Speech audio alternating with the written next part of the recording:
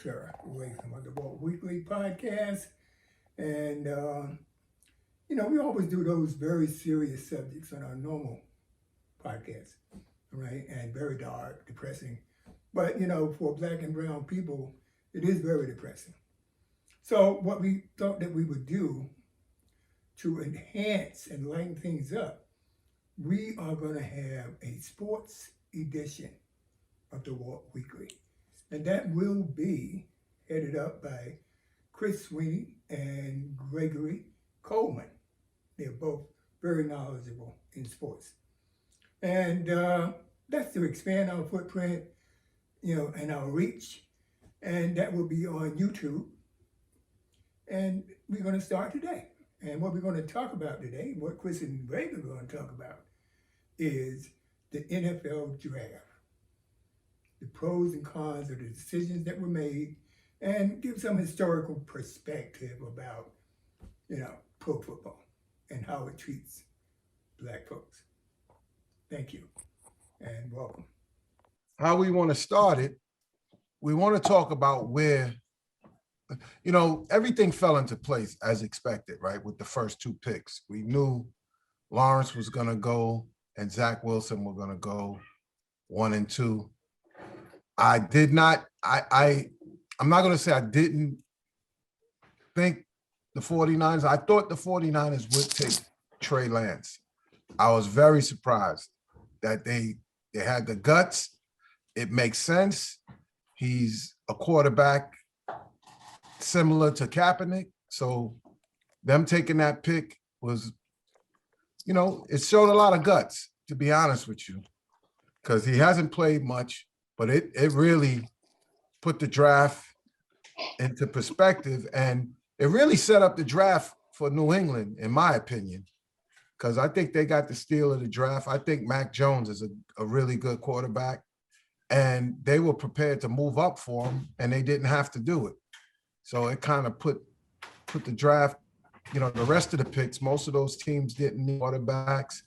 In my opinion, the best player in the draft was Pitts, the tight end I believe he plays with Florida. I think he was the most talented player. He was the best physical athlete out there. And I knew he would go high. So, everybody pretty much got what they needed in this draft. They drafted players that either they needed a quarterback, or they drafted players that played previously with some of the quarterbacks that went a couple of years before, like Alabama quarterback, what's his name, Tagliavola, whatever. They all picked receivers. Burrows in Cincinnati, he got his receiver. I mean, it was a really good draft, in my opinion. The quarterback situation played out the way I thought it. I thought Fields should have went 3. I think he was the better quarterback than Trey Lance, but I just feel like for the 49ers, Lance was the kind of quarterback that they like. Other than that, I don't really have a complaint about how the draft order went in the top 20. I do want to note that there were no HBCU players drafted this year, which was kind of disappointing. So we'll touch base on that as well. That's something we definitely, before we get off here, I definitely want to go around the horn on that, because that's a aberration this year. I think a COVID-induced aberration, but we'll definitely get into that, a little deeper. My take on the draft was close to yours, Chris, with the exception. One of the things that I'm a little skeptical about, and even though I'm a Raider fan, but I always kind of rooted for the Jets and the Giants. So I was had my eyes on what the Jets were going to do. And, I think they made a lot of good moves with their coaching staff. I still think, the ownership group is a problem to me. And I think the ownership group went with a pick that they were always going to go with. Safe. It's not only safe, on the field, he's but he thinks like the ownership group does too. So it was just perfect marriage for them with Zach Wilson and the New York Jets. And like I said last week, when we were evaluating the draft, he played. He's somewhat in the same boat as Trey Lance. He looked great against some marginal teams. He wasn't playing top talent every week. Kind of the same knock, some folks have against Trevor Lawrence in the ACC. But Trevor Lawrence played against more top talent than Zach Wilson did. Yeah, he's got all the tools, out there with who he played against. But we'll see what he can do. I'm not saying he'll be a bad pro, but we'll see. Well, we knew the Jets weren't taking Fields. That's why I said the 49ers, because the Jets took their shot with Geno Smith, and I don't think that's going to happen again with them. The face of that team, they want it to be what it is. I have a lot of questions about ownership there. Some of his ideals and some of the things he's said in the past. So it kind of plays into their pick. And it's a safe pick for the Jets. Personally, I don't know if the Jets did enough. If you're going to make that pick, I thought the Jets should have kept what they had and went after Pitts or went after one of these top receivers, because, to be honest, did Darnold have a chance with any top players on that team? I'm not saying he's great, but did he have a chance with any quality receivers on that team? Well, we know this is a plug and play league. If you're not game ready, then the cord gets cut quick, which is actually why I have a problem with the Jets not taking Fields. Even the 49ers to some extent, because if you in a ready to play league like we are in now, you look at Justin Fields' resume and compare them with all five of the quarterbacks, the top quarterbacks that were taken, his stats were better than all of them. And not only was his stats better, but he beat Trevor Lawrence head to head in the title game. And I think that should count for something, especially if you're evaluating talent and you're trying to figure out which one of these kids is the most pro ready. I really feel like that kid could have went second or third. What he ended up going 8th? 11th. Yeah, that's and I mean strictly from he only went 11th because of need. The rest of those teams didn't need quarterbacks. Right. Yeah. But the top 3 picks all took a quarterback. Oh, I know. He was arguably better than all 3 of those quarterbacks. He's if we doing a, and I'm purely speaking, I don't know what any of them are going to be in the pros, but I'm speaking for a pure talent perspective, and you grading these quarterbacks on whatever scale that they're using. You've got to say Fields is the top 2. He played in a harder division. He beat Trevor Lawrence head to head, and the kid hasn't lost a game in 2 years. Yeah, but there's since he transferred. Yeah, but there's always a narrative that teams like to set. Right. When it comes down to black quarterbacks, I think up until 2017, it had only been about 32 that actually ever been drafted. Right. In NFL. And that's going back to 1968. I'm the baby of this group, so I won't even round it. But that's the history. History is history. Right. That's the history and the context behind it. And, I think Lance was a safe pick because he came from North Dakota. The 49ers needed to be able to address the Kaepernick situation. So now they have a black quarterback that's now back in that space. But I would hope that they don't hide the young man and hinder him from actually being able to elevate himself to the spot where he can actually really showcase his talent. I think Justin Fields was a little bit more of a risk as far as— In terms of what, though? In terms of maybe he may be more militant. Maybe he might not be as controllable as Lance. That Why made do you say that? But What where gives did you that narrative impression? come from? Yeah. Yeah, where did that come from? what I'm saying is about perception. I mean, because again, I mean, when you sit there and you just Brother Delane just laid out the fact of Fields is clearly highly more qualified. Should have been the number one pick. I I don't know. I mean, I don't know. I'm just gonna say, arguably, yes. arguably he's one of the he's the best one, and And he so then beat why the best one head to head. He beat him Right. head to head. And then, right. And so I want to so- say this though about the 49ers. I'm going to give them a pass as far as Fields, because I think they're not afraid to pick a black quarterback. They've done it before. I think they got an aggressive front office. I just think Lance fits their way of coaching and what they want to do. And his build and everything is more like the quarterbacks. Like, he looks like Kaepernick to me. I don't And think he Bill- plays anything like Kaepernick, though. I didn't say, I said he looks, they like a tall quarterback. He's lanky. He got a strong arm and he could run. Those are all things that Kaepernick had. Yeah. I'm gonna tell you what their evaluation. I said right from the jump that the 49ers asked one question: which one of these black quarterbacks is more likely to take a knee?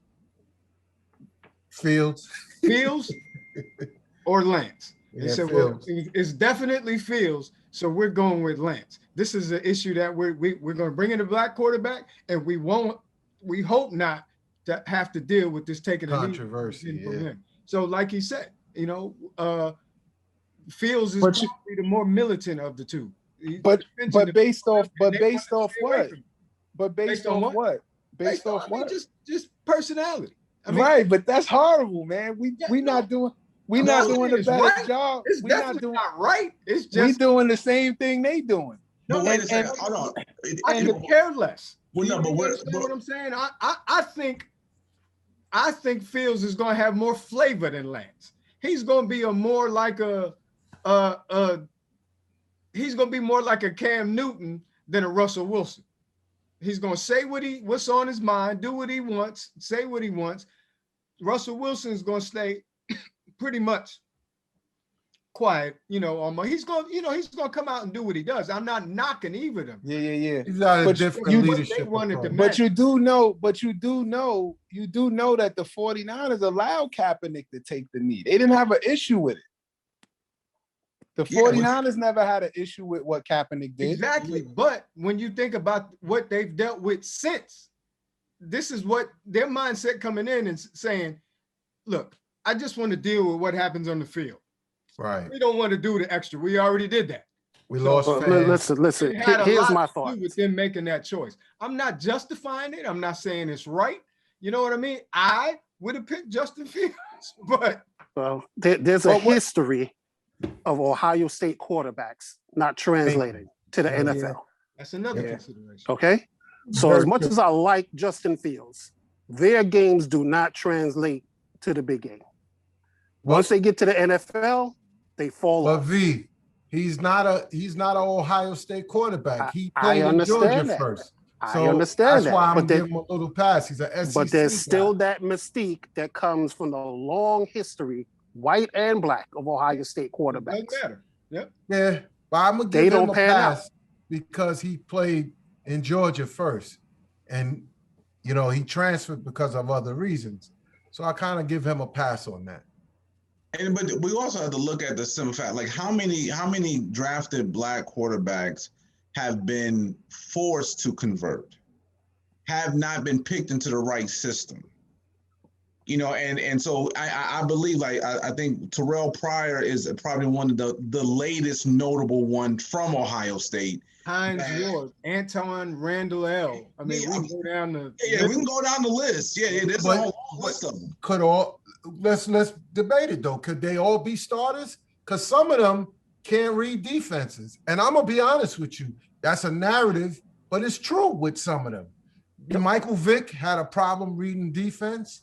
Yep. I think Lamar Jackson has a problem reading Yep. defense. Running That's into because that. you know why? They're run first quarterbacks, and they That's have to right. learn to adjust to the league. Michael Vick got it as his career went on. Hold- RG3 was a run first quarterback. Let's be honest. No, you're right, but here's the thing though. They had issues reading the defense. How much more than their counterparts? How much more than any other rookie to 3-year in quarterbacks have issues with Let's reading defense? be Matter of fact, hold on, honest. wait, hold on. Matter of fact, how many who holds the record for interceptions? Peyton Manning as a rookie with 26. But And you can't listen. he's a Hold Hall on of a Famer second. now. Hold on a second. You can't use that to measure. Peyton Manning was a coach on the field. Let's But be reading honest. defenses was Hold on. measure. I got Peyton you. Manning did not need a coach. Let's be honest. That's one quarterback that could run the team by himself. That was a Absolutely. terrible. He threw those passes, those interceptions, but that was a very bad team. They stunk. Let's be honest. I'm not saying that. I think a lot of the white quarterbacks are nurtured and taught the game earlier. They're taught how to read defenses I agree. a little bit earlier. They get special treatment that these black quarterbacks don't get because a lot of the black quarterbacks are not thought of that they're going to transfer over to the NFL. So these college systems use them for their abilities and they don't really prepare them for the next level. That's so the there's a lot problem. of They use them for their abilities. exactly They don't Because use them for the that- quarterback. that's- They're used as a running back. exactly. And once they get to the next level and have to be a quarterback, they can't do it. It's hard, and they don't have enough time to. They don't give them enough time to adjust to the transition. That's where I'll say it's a wash. I mean, it's not fair to them. I want to be fair because I don't want to seem like I'm making excuses for it because let's be honest, Michael Vick could not read a defense. He couldn't. It was a process for him. He had a strong arm. I mean, probably one of the strongest arms you ever seen in the league. But he needed to learn how to throw the ball. Sometimes take something off of the pass. He threw the ball too hard sometimes. It would hit off these receivers. He would get a lot of interceptions that way. He looked to run first. Don't get me wrong. I think the position is changing, though, in the league because the defenses are so fast. The players are so fast. You need a mobile quarterback, and the NFL is resisting that change. But there still has been some issues with some black quarterbacks transitioning over. There's been Again, issues with white you know- quarterbacks you know- transitioning over too. Yeah, You you're know, seeing you them know, start you know to what, be able you know what the other thing to- is to also, run and guys, take is off. there's a lot of high schools that I believe it starts in high school because the first system that any athlete has to really learn football is high school. Pop Warner football, you talk about the Skyhawks, you talk about the Rifles, you talk about the Dolphins, a lot of these programs, they teach them X's and O's, but it's more positional than it is when you get to high school. When you get to high school, you now have to figure out what it takes to play each position, mainly quarterback. And, I feel like a lot of high schools don't put these guys who are quarterbacks in high school in a position to sit back there and read a defense. And that's half the problem too. I've watched a lot of highlights of guys like we talked about Michael Vick, talked about Lamar Jackson. I even looked at Allen Iverson, because Allen Iverson was a two-star sport. He was a two sport star. He could have played. He could have went to, just like Vic. He could have went to any school to play both. He chose to play basketball, but he was a dynamic football player as well. Yeah, Bubba Chuck was a hell of a quarterback. Amazing. Oh yeah, but I was so to bring my 2 cents into the conversation. I just think that the reason why we talking about teaching these kids to read a defense starts in high school. So It all depends on how good a job they did with him in high school to prepare him for the next level. And now, But they're doing it to prepare them, right? because But of they the do that to RPOs win and now. because of the RPOs and the NFL now, it's more adaptable to some. Like a Fields is going to do very well because the Bears have already been running that system that he's been running. Exactly. That's another thing. Right. It depends on what team drafts you. Right. You get stuck with a team that cannot nurture your talent or can't work through that talent, then you're stuck. It happens. So that happens with all quarterbacks, right? But especially with black quarterbacks, because they have a special skill set, and you got to have the right team draft that skill, draft that player and nurture that skill set. I think Fields is in the right spot in Chicago. They got some talent and they run a great offense. And he's dynamic when it comes to passing and running. So I don't think he's going to have a problem. Them and New England got the steal of the draft. But you know what I think? I think y'all guys are falling into that trap wherein, the black quarterback he's not intellectually fit to be calling, reading defenses and things of that nature. So automatically he's going to revert to running. But, that's a false narrative to me. All right. But those are the offenses they're running. Those are the actual offenses they run. I didn't say they were intellectually they don't have the ability to learn. Yeah. They don't have the time to learn in the NFL, and they weren't taught it at the lower level. So they have a shorter window to learn it when they get to the NFL, and that makes them revert back to what they do best. I didn't say they didn't have the ability to learn. They do have the ability to learn, but the white quarterback is so far ahead of them because they were taught that earlier. Well, some of the white quarterbacks are better. Matter of fact, so we'll pull out Colt McCoy. Okay. Right, and we didn't wait for him to be able to run, but he was able to float around from team to team, and we don't, evaluate him the same way. We don't. I mean, we hold such. I mean, again, I believe we're all conditioned. I mean, many of us, all of us, probably all here play ball. Yeah, everyone on here playing ball. But we're conditioned to think of it in such a way. And I think that was Walter's point, is that because we don't give ourselves enough time to being able to do it. Like, you either produce or you don't. And the problem is because you want to run, because you're gifted in running.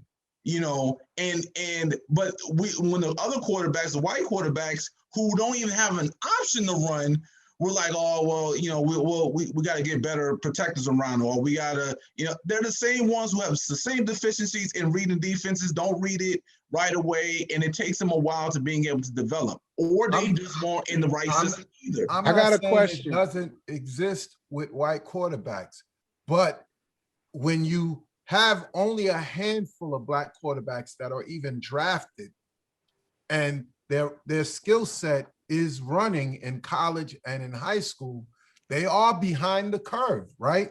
I'm not telling you that Colt McCoy is a great quarterback. He's not. He stinks, but he brings something to a team. He's non-confrontational. They work a system. If he's not playing, he's helping to coach, and they use that to try to keep that position locked with them, right? So White, he went to Texas, yes. Right.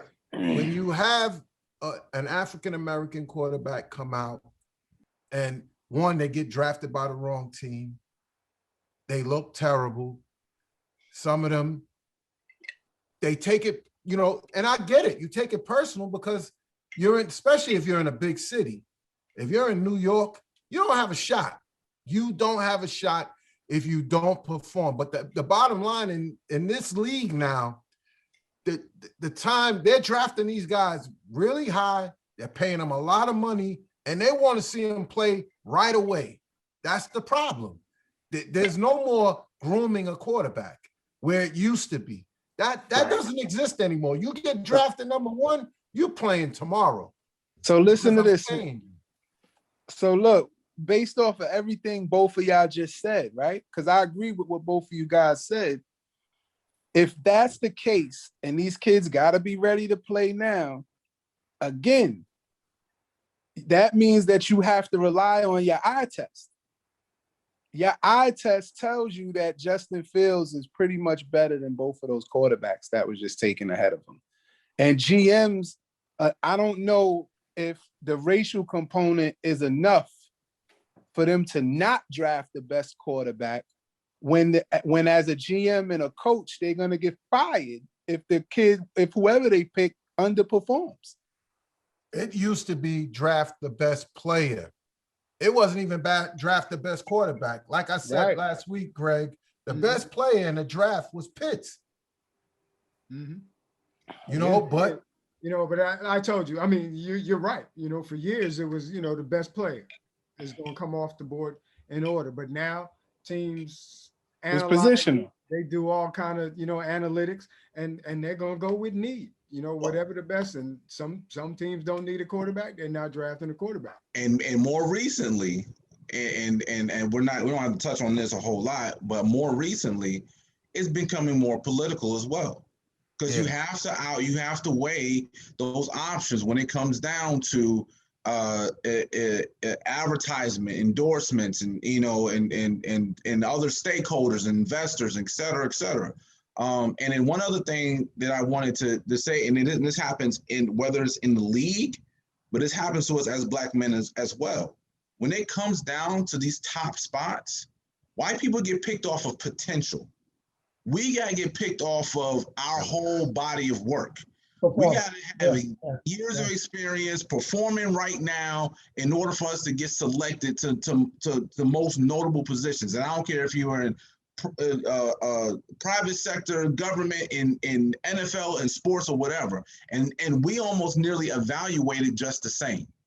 We constantly believe that white people have the potential to being able to do something. And instead of sitting there saying that, oh, well, we need to give this person more time or whatever the case may be as far as Black athletes go. Well, I never had that.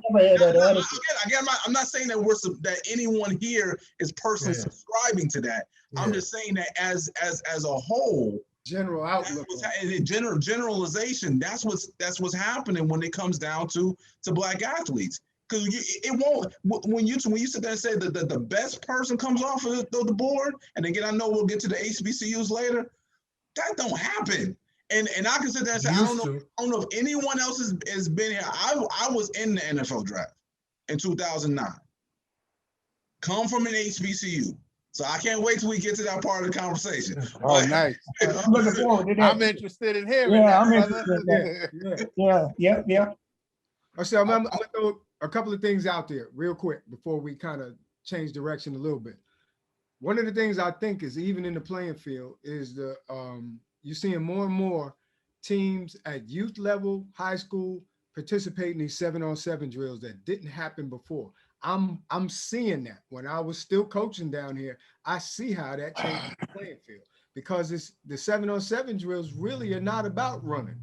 They're about that quarterback dropping back. So you might have had an athletic quarterback, and I've seen it so many times with that athletic quarterback, that's where he gets broken out of, run first, pass second in these 7-on-7 drills. And 7-on-7 drills is something teams, high school, college, youth, they're doing year round now.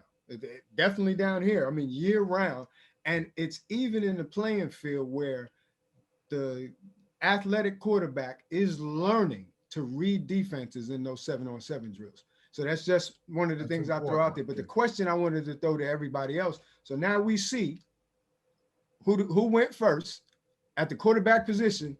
Which one of those quarterbacks do you see being most successful real quick in the NFL? And that's Lance. First round. Trevor Lawrence. I say Trey Lance, and I say Mac Jones. Trevor Lawrence. All right, is that only just for Black? Now I'm talking about no, quarterback across the board. I see Trevor Lawrence because he's gonna get the support.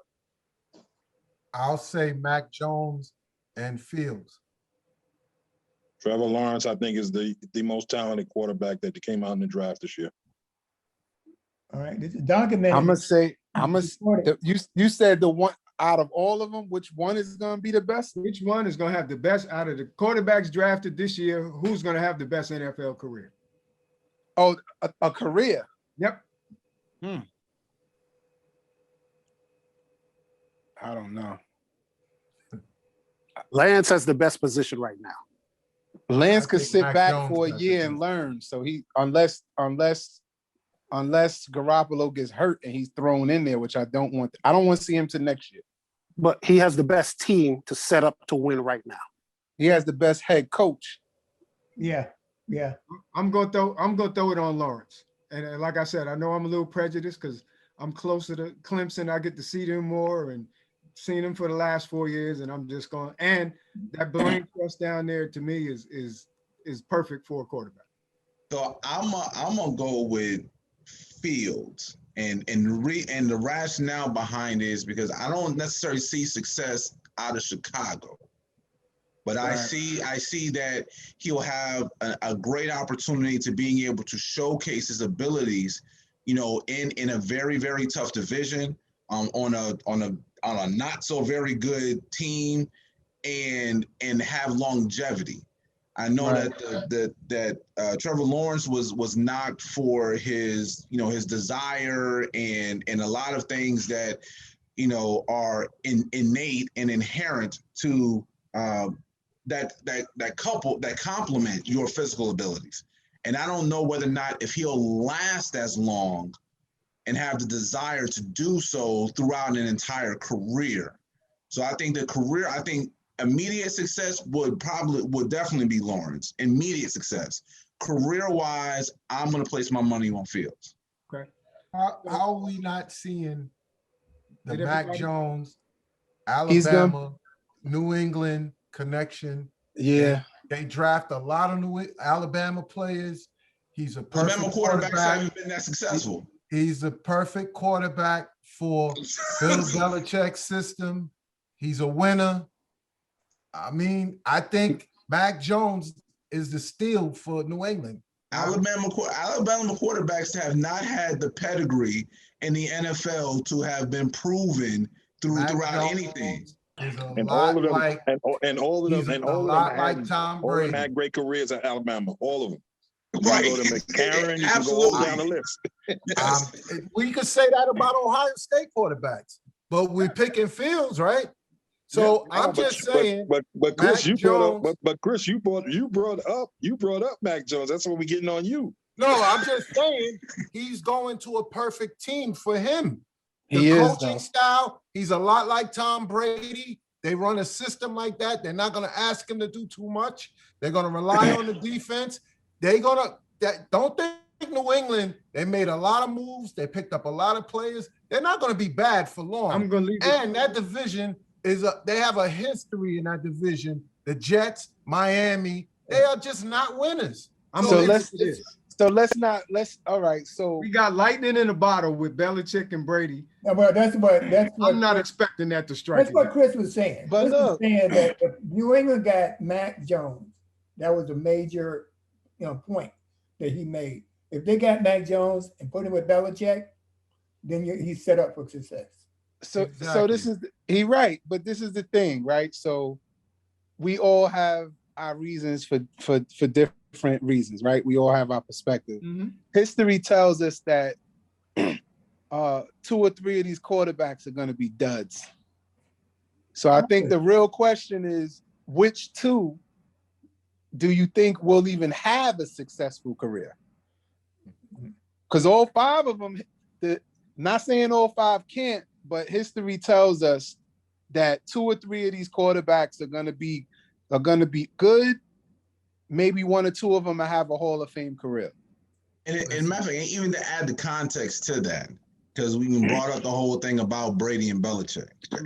Brady was a 6th round pick. Right? And he wouldn't even have been a part of this conversation. Because we're not talking about anybody who was picked in the 5th and 6th round, black or white. So that in itself is probably is an anomaly.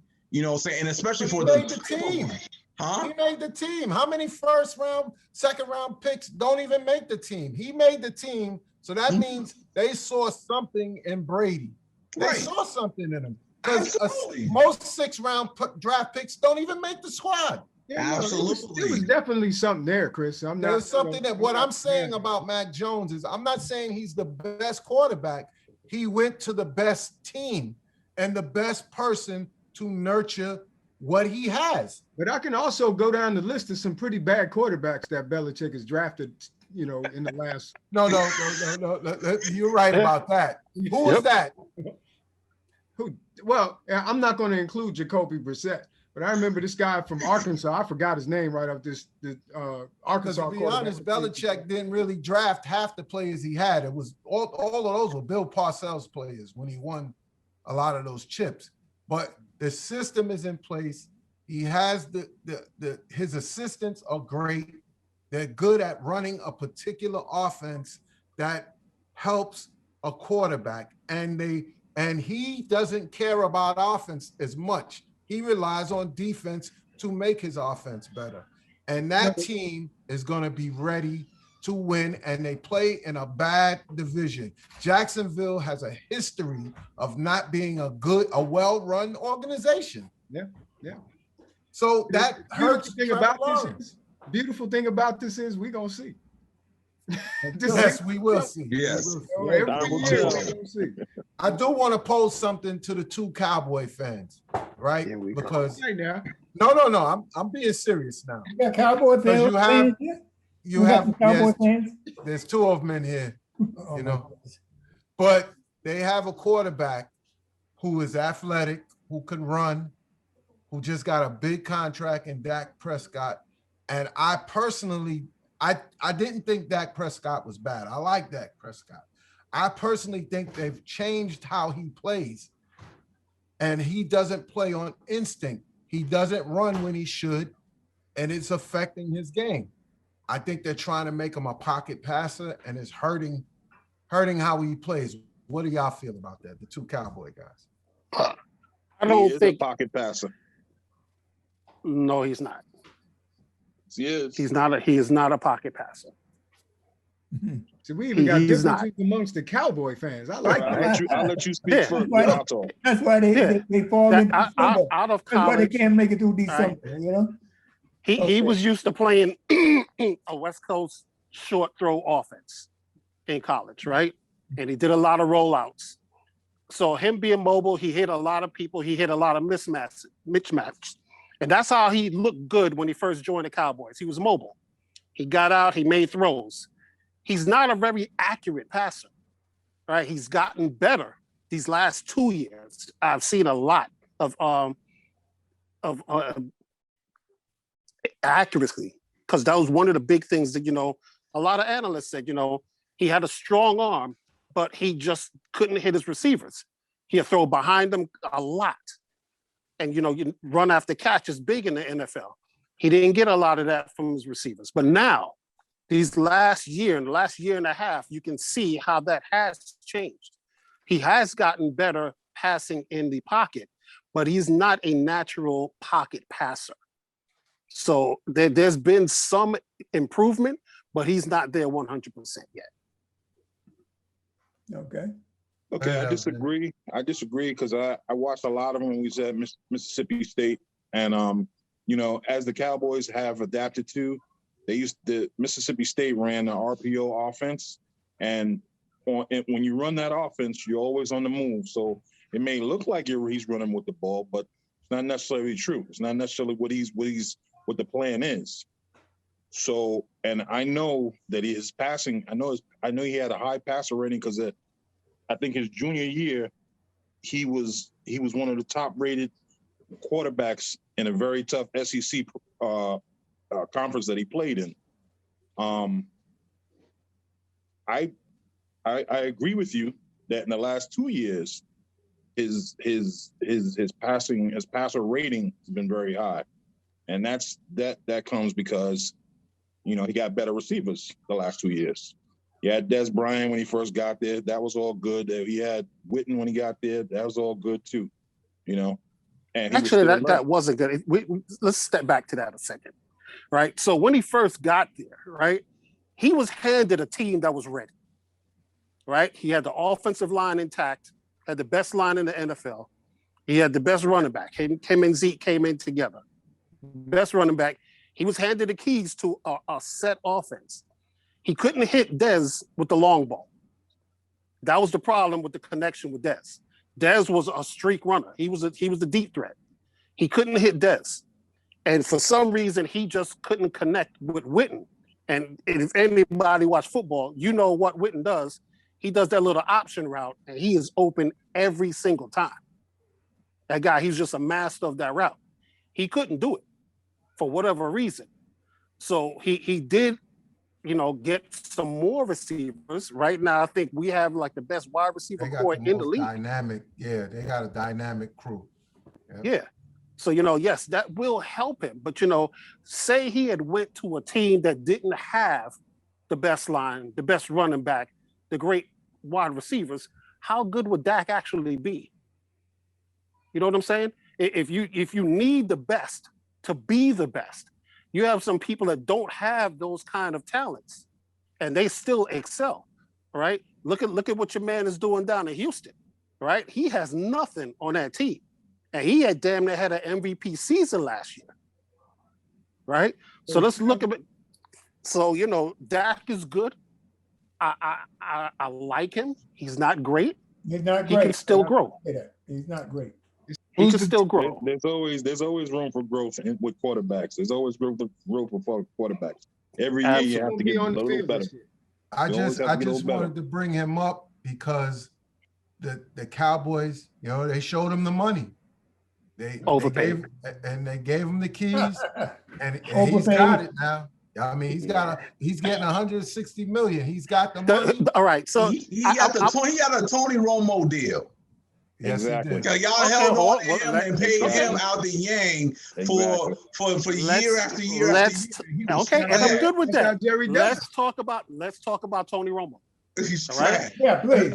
Yeah. Oh, and listen, Chris used to beat Tony Romo. Was drafted years ago. Yeah, he said got a garbage. Couple of aspects of this draft that we got to look at before we Yeah. Let's Okay, we're gonna get stuck on Cowboy land. Yeah. Right. We can talk about dysfunctionality all day. Yeah, let's get to the HBCU. All right. Real quick though, before we jump into the HBCUs, in the rest of the draft, we talked about analyze the quarterbacks at the top of the draft. Anybody else jump out to you that went lower than they should have? Somebody that should have got grabbed off the board that you thought might have been devalued for some reason. This kid Mills from Stanford, that Quarterback. I think I forget which team took him, but he's a quarterback from Stanford. I think he went in the second or third round. I think it was the third round. Right. Just very good, very good touch on the ball. Played in that system. Now Stanford's system is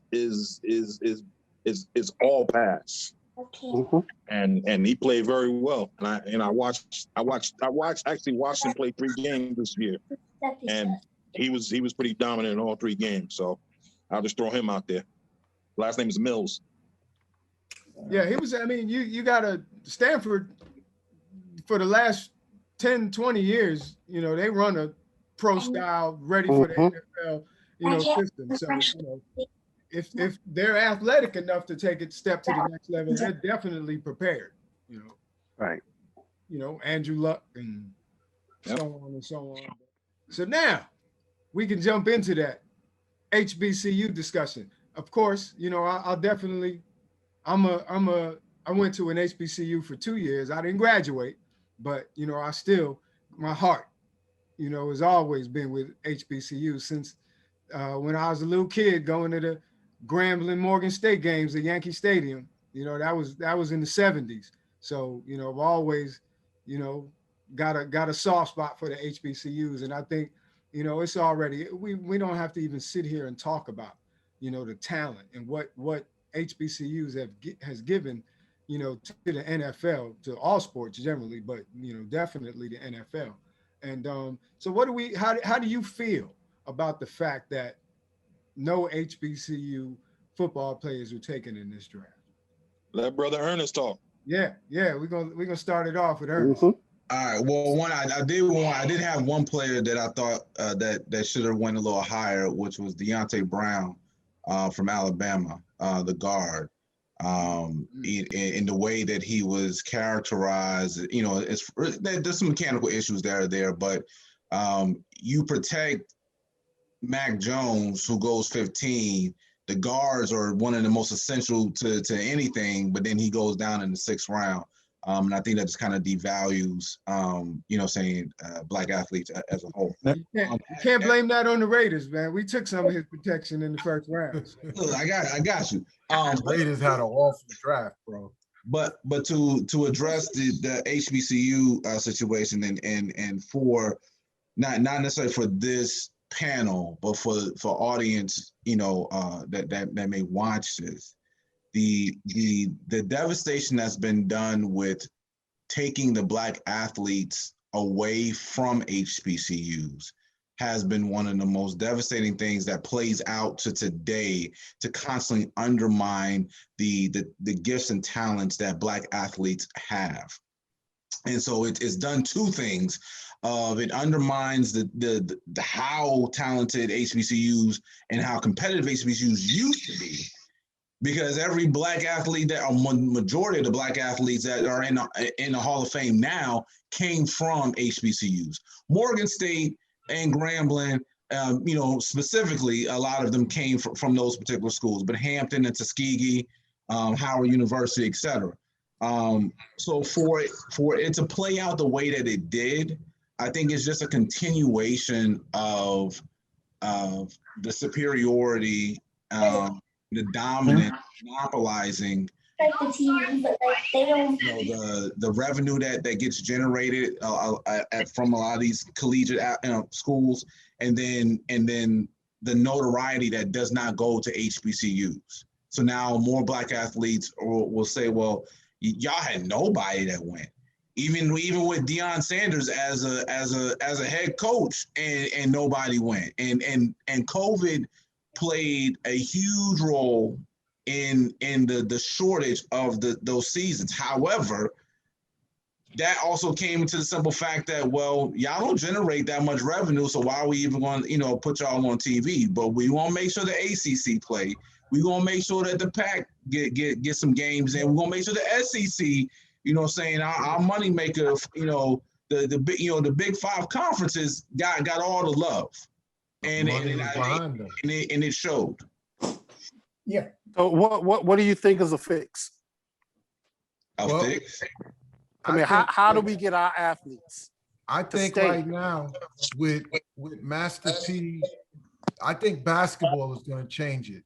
You got a lot of black entertainers with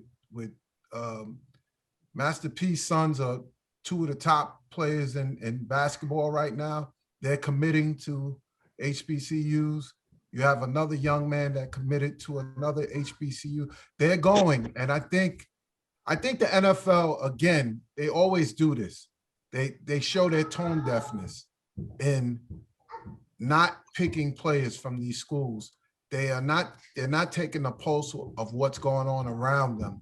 And I dare say a lot of these younger players are now taking these chances. And I think if Master P's son is allowed to keep, because I think he just got offered $250,000 or some kind of endorsement deal. If he's allowed to keep that deal, that's going to be a game changer for black athletes going to these HBCUs. I don't know. You can't compete if you don't get the blue chippers, right? I mean, you still have great athletes that go to these HBCUs, but you have a lot of the blue chippers going to the Alabamas. They're going to the Clemsons and stuff like that. We have to find a way to have them to go to these HBCUs. And, even as the NFL, they're looking for talent. They're looking for the blue chippers, right? They're looking for the top talent. And even though you may have good players. But if you don't think if the notable players start going, that will attract other people. When you have the top basketball players in the country saying they're going to commit to these schools, that is going to help change the perception of these schools. But And that's once- basketball. No, You can't. But it has to start in some sport. It has Chris to is start right. somewhere. You know, Chris is right, because that's the way that it started back in the 40s and in the 50s. You got one player, and as a matter of fact, basketball, I think, was one of the first sports that they were able to do that with. I can't remember the school no longer exists, but the school out in Texas. Texas Western. Huh? Texas Western. That's what I'm saying, Texas Western, right? Take one black athlete, get a team of black athletes, or whatever the case may be. Then you get your Alabamas that'll let your first black running back get on the team, and then you get a Texas who resisted it for years, you know, and they finally stuff like that. But we have to reverse engineer it. We have to there's a lot of conditional learning that has taken place that we now hold ourselves back. We won't send our kids to HBCUs. We won't send our kids to certain programs. So it starts at home with us, and we have to start really believing in us again. And but I don't agree. I don't agree with that. You know why? I mean, put yourself, empathize, okay? Put yourself in high school student's position. And he wants to go in and play in college and then go on to NFL. Yeah. All right, now you get a scholarship from, let's say, Penn State, and you get a scholarship from Morgan State. Okay? Which one would you go to? I mean, you got to empathize with the player now. Okay, put yourself in the family's position. If you got an offer from, let's say, Alabama, and you got an offer from Grambling, which one are you going to go to? Again, you sit there and said to put in a position at the player's position, right? Now, granted, I know I'm much younger than everybody here. I'm a little closer to the time frame where that was a decision that I had to make, right? And I honestly, yes, I wanted to go to the school that Junior Seau, not Junior Seau, Sean Marion.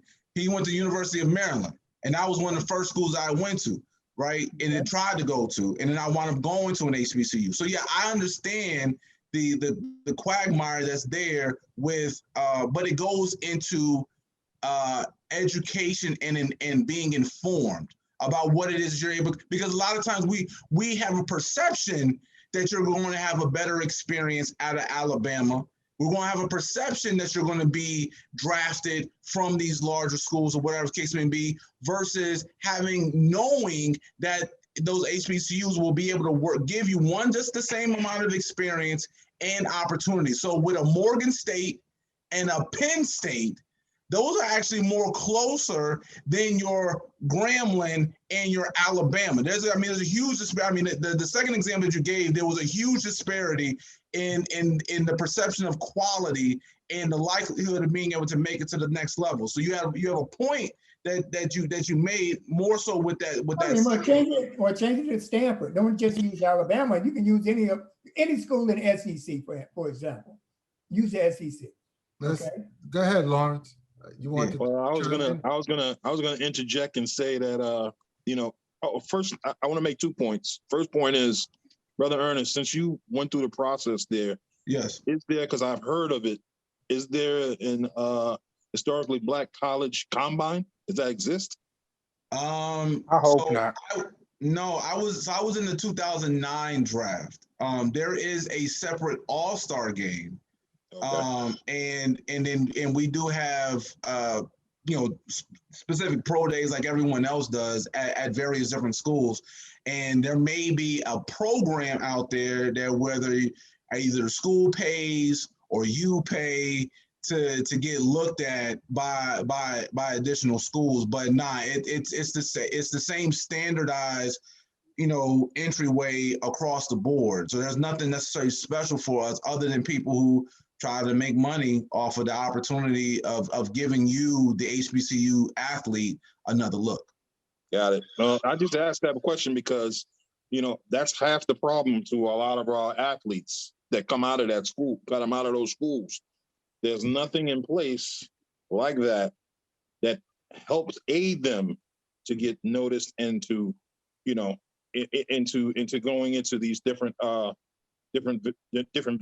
of the pros, because I already know. I don't keep up with it. I don't keep up with it to see all of the top athletes in these schools every year, but I know for sure there's a lot. And also the second point I wanted to make is all we need to do is, if we're trying to escalate the advantage of these athletes in these schools, we need more people to get involved, like Deion Sanders took the leap of faith, like Eddie George just took the leap of faith. We need more of those heads to get in these schools, and then you can now if these guys are going after these highly touted players out in these states, now, okay, we know that Alabama has the money, but do you know? I don't know what the ratio is now, but 3 years ago, I found out the ratio of high school kids who go into college, black versus white, is a big margin between the two, and most of them are star athletes on their high school team.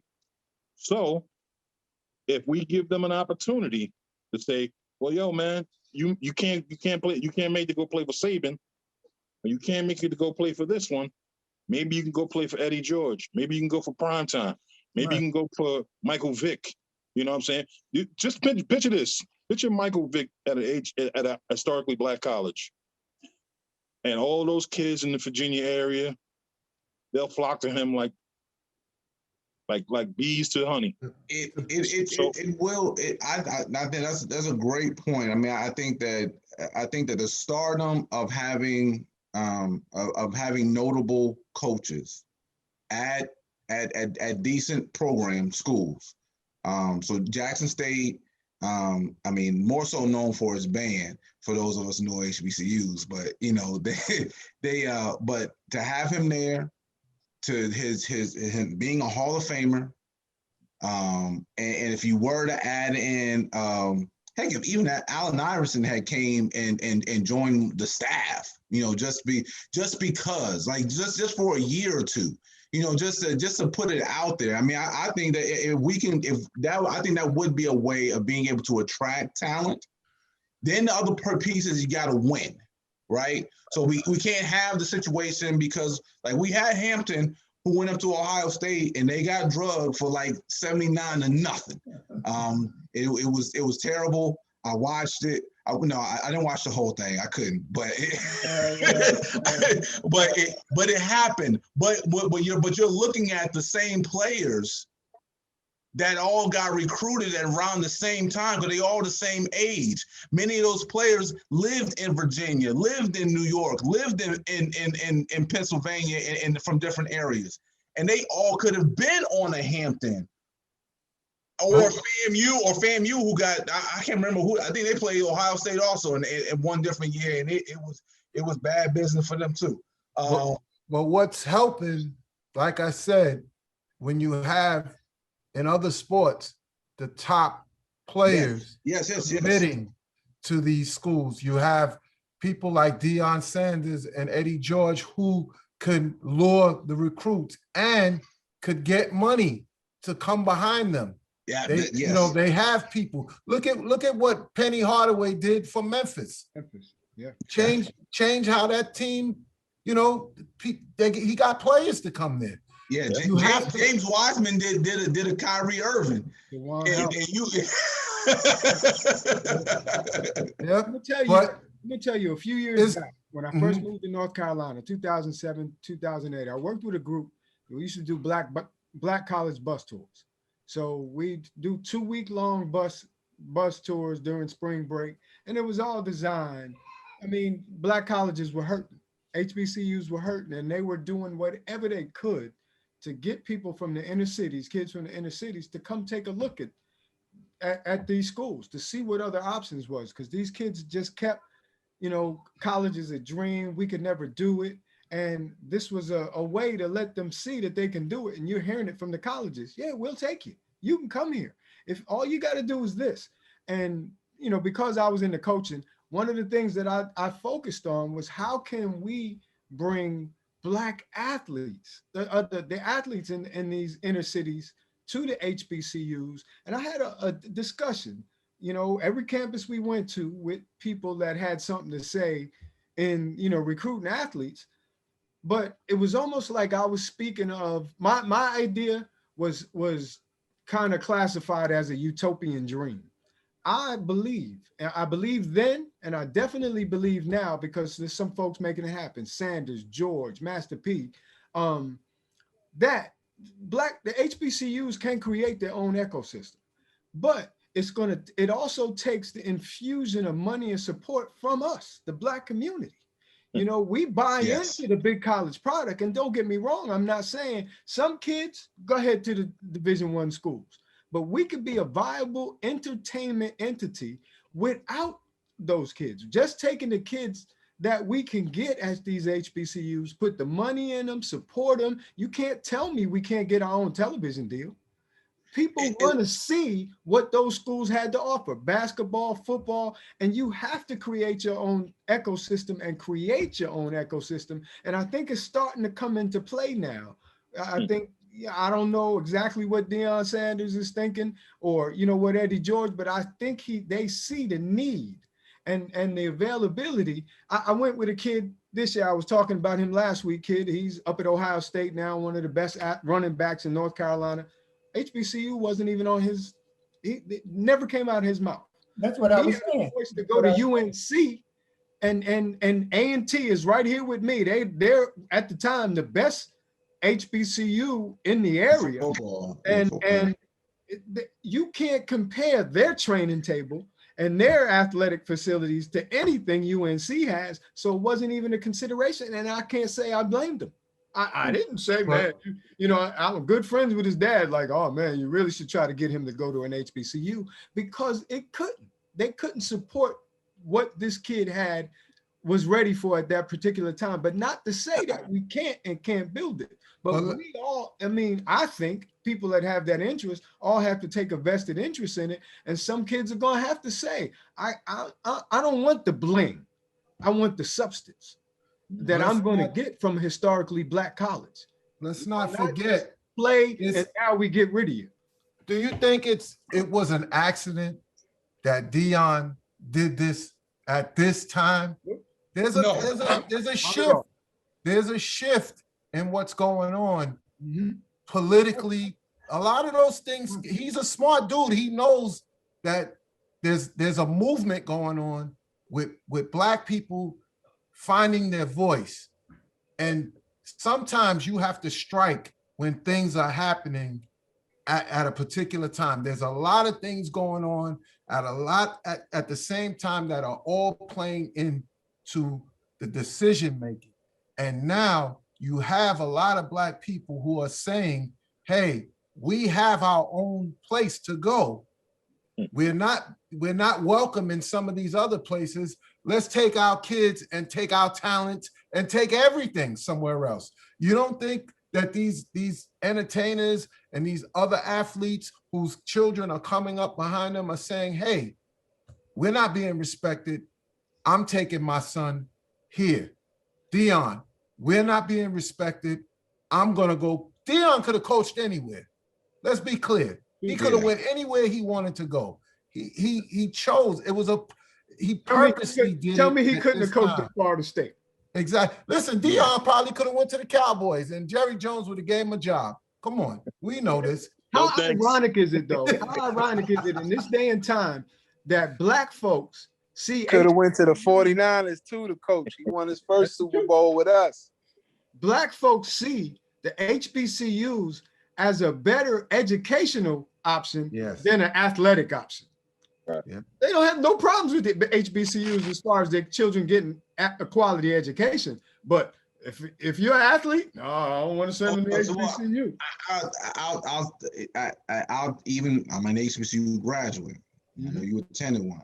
I'll challenge that because even amongst Black folks, we don't rate the academic prowess of HBCUs as the same as we do No, but I'm white. saying, I wouldn't agree say with you, that. Ernest, but I'm saying it's more of a viable educational option for most Black folks than athletic. No, They but I hold think the that, HBCU in higher esteem on the educational side than they do on the, even if it ain't that high, but it's still higher than what they think of their athletics. But can I just I think interject it's a something? nurturing. Yeah, It's a can I nurturing interject? thing. Can I Yeah, interject? go ahead. Sure. Yes, sir. Right? It's because when you are coming out of school, when you're competing for a job, Mhm. all right, the employer looks at your resume and look at your education background, and they see, okay, Elizabeth City State University on one resume, and they see Penn State or Notre Dame or one of those big white schools on it. Which one are they going to take? I mean, that's what you look at. Mhm. All right, in terms of my career, when I hit the job market, I want everything behind me. I went to a HBCU. I got a scholarship. I was a trumpet player. I went to Elizabeth City State University. We'll be having all this problem now. Okay, all right, but I didn't leave because of, okay, this is HBCU. I left because I had to, and I came to New York. Yeah. But when I'm competing for a job, you got a guy from Mellon or whatever, or Penn State, and then you got somebody from Morgan.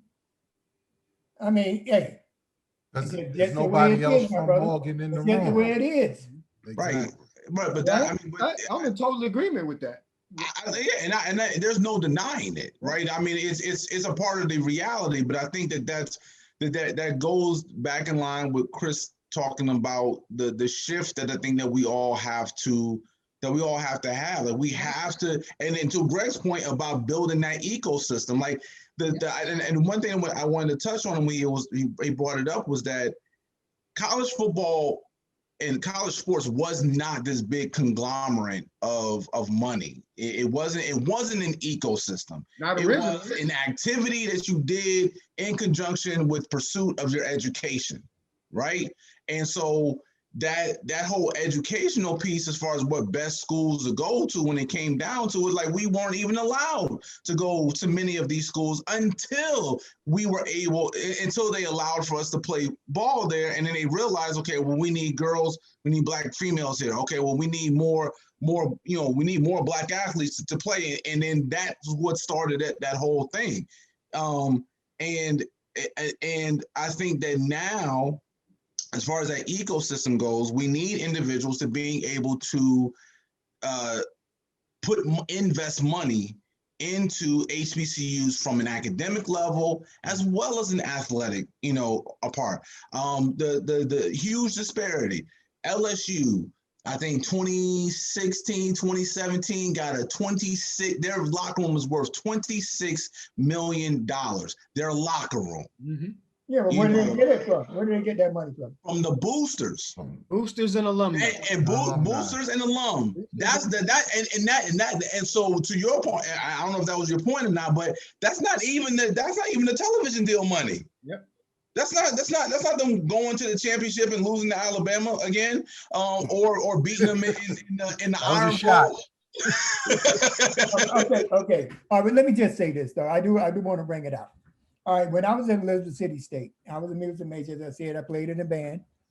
All right, and we had 5 white people in the band as part of music majors. All right, the best education I got, I mean, they were good at what they did. They were good instructors. They gave a damn about whether you learn or not. All right, but take for example the golf team. Elizabeth City State has a golf team. Guess who comprises the people on the golf team? Yeah. White people. There you go. They don't give a damn whether it's HBCU or not. As long as they can get out there, they can play. They get out there and play. Aspire. And they probably got a scholarship, or they right. can afford to go to school. Yeah. Let me say this though.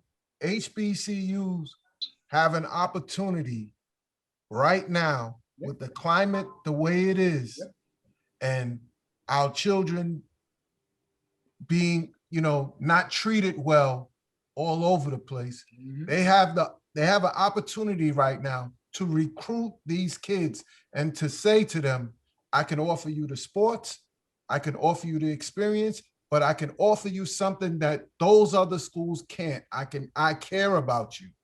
And in this climate with BLM and all of these other things going on, you got Dion, you got Eddie George, you got Master P, you got all of these people committing to these places. They need to capitalize on that right now and get that message out. There's a messaging problem as well. It's not just that these kids don't go, they don't get the message out there.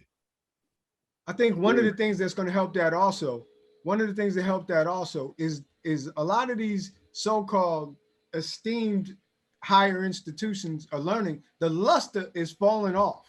Yes. The value placed on that. I mean, people are going $200,000-$300,000 in debt for these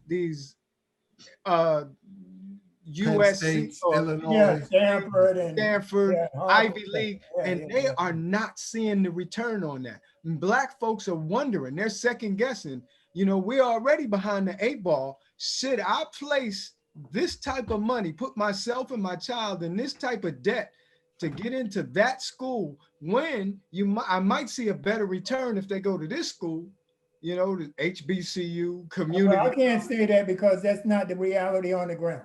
Okay, I worked on Wall Street for 30 years. Walter, we're gonna have to have a show specifically on that. Yeah, I'm disagreeing with you on that. Okay, I'm disagreeing. Right.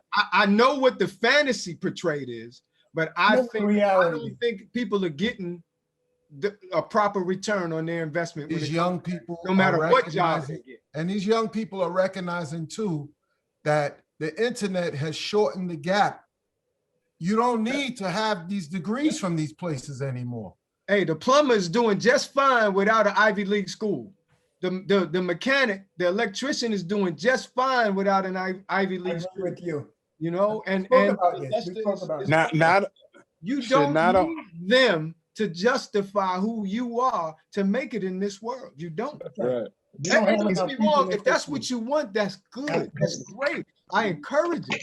You know, but you don't need them. And I think Black folks are starting to see that too. So if a HBCU can come along and offer a viable alternative to spending that, going into debt, and giving them a quality lifestyle on the other side, start taking it and putting a little more value on that HBCU. Well, you're right. It's a good show coming up, Walt. Yeah, I mean, we've been there. We talked about this. Yeah. Go ahead, Tori. Yeah. Nah, I just wanted to say for the education piece, he's right, because like most people that forget about athletes, just in education in general, most people that go to these schools and they get these college degrees, they come out and get jobs that have nothing to do with their careers anyway. Mm-hmm. You know, so you're right. Unless it's, me and my wife have this discussion all the time. I think that school is valuable if you don't have anything for your kids. Meaning, if my father was an electrician, I would grow up knowing electrical work. More than likely, I would get a profession in that. If my father was a plumber, if my father was an athlete, a lot of our parents don't have these things to pass down to our kids as a way to earn and take care of ourselves. So they push the education factor. Mm-hmm. Education is the biggest business in this country. You go to school, you spend all of this money, you graduate in debt, and you can't do anything for yourself once you finish school. You got $100,000, $150,000 worth of debt. When you get your job, you got to stay with your parents because you can't save to buy a house. You're going to want to buy a car. You're going to want to move out. You can't do any of these things, and it just stunts your growth. You end up taking the first job that comes to you because you have to pay back these loans 6 months after you graduate. And it just creates, it's its own ecosystem in itself. Exactly. You know, and I'm a huge proponent of you don't need school unless you're going to be a specified career choice, a lawyer, a doctor. If you're going to be a social worker or you're going to get a job in the bank, yes, there is criteria that these jobs want you to have a certain amount of education. However, if you have something else viable that you can teach your kids that they can earn a living off of without doing that, then they will survive and get by. Well, I think I that should be a also backup. think- That's a good backup plan, but I don't think Yeah. that should be your front plan, your priority rather. Okay. What I think is that we do need electricians, we do need plumbers, but I don't think we should mold our kids and restrict them. That's like putting your child in a box, basically. But let's answer this question. Your education is supposed to be for you, not to get a job. The way society has structured education to place a value on it is to get you to go to get the piece of paper. The piece of paper is not guaranteeing you a $50,000 job. I have a master's degree and I've been in the workforce 25, 30 years, and I've never had a job paying me more than $40,000 a year. Well, you didn't mention the right subject. I don't So mean we do, I'm just saying that we do have to have other viable alternatives because the marketplace of a job is not sufficient enough for you to care for yourself, I understand. just for you to have basic needs. I want to say this though. I think this younger generation now is understanding they don't want to be in debt. If Yeah. you notice, they are not going to these big schools anymore. Nope. They don't buy cars. They don't invest in things that we did. Mhm. They live with each other. They share apartments. The car industry is suffering because these younger kids don't want to buy cars. They've They woken take up to the Uber. fact that they don't want to go into debt. Yes, They they don't. are That's right. concerned Give them all about credit in the going world into for that. debt.